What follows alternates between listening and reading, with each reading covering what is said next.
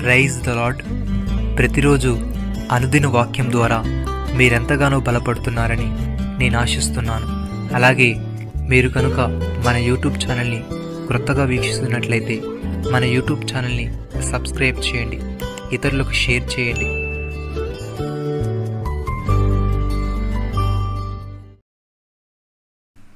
నా పరిశుద్ధ పర్వతమందంతటను ఏ మృగమును హాని చేయదు, నాశము చేయదు. సముద్రము జలములతో నిండియున్నట్టు లోకము యెహోవాను గూర్చిన జ్ఞానముతో నిండియుండును. యెషయా గ్రంథము 11వ అధ్యాయము 9వ వచనము. ప్రియమైన సహోదరి సహోదరులారా, దేవుడు సర్వభూమికి రాజయ్యున్నాడు. రమ్యముగా కీర్తనలు పాడుడి.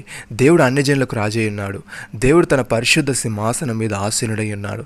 జనముల ప్రధానులు అబ్రహాము యొక్క దేవునికి జనులై కూడుకొని ఉన్నారు. భూనివాసులు ధరించుకొని కేడములు దేవునివి.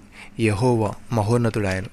సహోదరి సహోదరులారా, భూమియు దాని సంపూర్ణతయు లోకమును దాని నివాసులు యెహోవాయే. ఆయన సముద్రముల మీద దానికి పునాది వేసెను, ప్రవాహ జలముల మీద దానిని స్థిరపరిచెను. యెహోవా పర్వతమునకు ఎక్కదగినవాడు ఎవడు? ఆయన పరిశుద్ధ స్థలములో నిలవదగినవాడు ఎవడు? వ్యర్థమైన దాని యందు మనసు పెట్టకయు, కపటముగా ప్రమాణము చేయకయు, నిర్దోషమైన చేతులను శుద్ధమైన హృదయమును కలిగి ఉండువాడే. వాడు యెహోవా వలన ఆశీర్వాదమునందును, తన రక్షకుడైన దేవుని వలన నీతిమత్వమునందును. కీర్తనకారుడి విధంగా అంటున్నాడు, ఆకాశములు యెహోవా వశము, భూమిని ఆయన నరులకిచ్చి ఉన్నాడు. మృతులను మౌన స్థితిలోనికి దిగిపోవారును యెహోవాను స్తుతింపరు. మేమైతే ఇది మొదలుకొని నిత్యము యెహోవాను స్తుతించెదము. సహోదరి సహోదరులారా, యెహోవా ఆశ్చర్య కార్యములు చేసి ఉన్నాడు. ఆయన గూర్చి కొత్త కీర్తన పాడుడి. ఆయన దక్షిణ హస్తము, ఆయన పరిశుద్ధ బాహువు ఆయనకు విజయము కలుగజేయుచున్నది. యెహోవా తన రక్షణను వెల్లడి చేసి ఉన్నాడు. అన్ని జనుల ఎదుట తన నీతిని బయలుపరిచి ఉన్నాడు. ఇజ్రాయేలు సంతతికి తాను చూపిన కృపా విశ్వాసతలను ఆయన జ్ఞాపకము చేసుకుని ఉన్నాడు. బోధిగంత నివాసులందరూ మన దేవుడు కలుగజేసిన రక్షణను చూచిరి.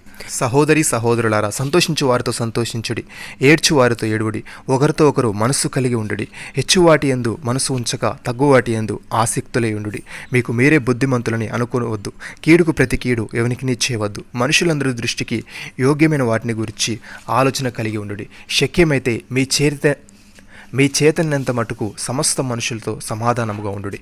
నమ్మిన వారు నాతో కలిసి ప్రార్థనలో ఏకీభవించండి.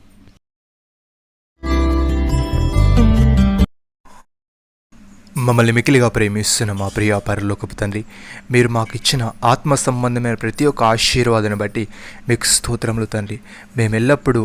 మేము సర్వ సమృద్ధి గల వారమై ఉత్తమమైన ప్రతి కార్యము చేయటకు సహాయము దయచేయమని, మేము మీ చిత్తమును పూర్ణముగా గ్రహించిన వారమని, ప్రతి సత్కార్యమందు సఫలగుచు, నీ విషయమైన జ్ఞానమందు అభివృద్ధి పొందుచు, అన్ని విషయములలో నిన్ను సంతోషపెట్టే వారముగా ఉండుటకు కృప చూపమని, మా చుట్టూ ఉన్న వారికి ఆశీర్వాదకరంగా మా జీవితాలు మీరే మార్చమని ప్రభువైన యేసుక్రీస్తు నామములో ప్రార్థిస్తున్నాము తండ్రి. ఆమేన్.